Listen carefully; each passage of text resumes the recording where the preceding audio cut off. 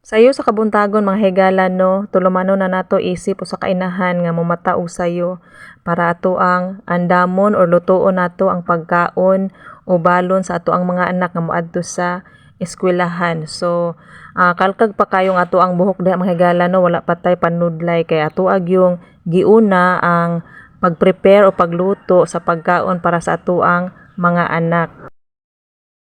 Na timing pod kayo mga higala no nga nagbaligi ang ako ang cousin og dress chicken, so nakapalit ko sa iyaha.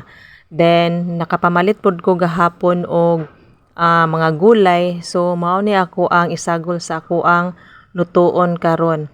So kung wala siguro nagbaligi ako ang cousin og dress chicken no mga higala, ang ako sigurong lutuon karon kay itlog sa manok. Kay mao na jud na kalimitan mga higala no ato ang pinakadali nga ato ang andamon or ato ang i-prepare mabuntag para sa ato ang mga anak.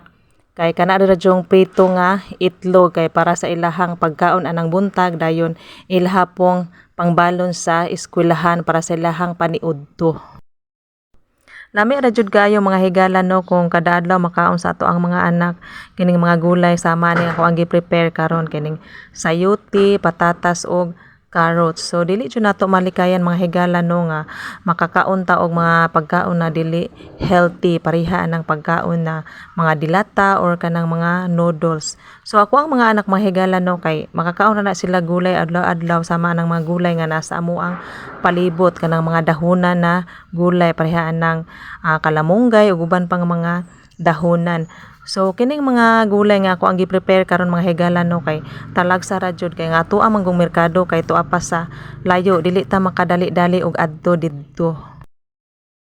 Mao na ni hitsura no mga higala sa ato ang recipe karon. So ready na or luto ng ato ang sudan para sa pamahaw og pangbalon pod sa ato ang mga anak nga moadto sa eskwelahan. Basta sayo ta mahuman og hikay, sayo jud ta makakaon. So mga 6:30 sa buntag, nagkaon na og pamahaw ako ang anak ana. And then pag mahuman na pod ko og prepare sa ilahang balon, sa ilahang mga dadunon para sa ilahang pag-eskwela, mudungan pud ko ana nila og kaon no mga higala.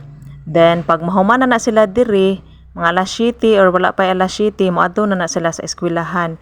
Ang amo ang eskwelahan diri mga higala no kay duol raman. So maglakaw ra na sila padulong didto. Then diri ra ko kutob no mga higala kay wala naman pud koy laing ika-istorya about sa ako ang video. So thank you for watching.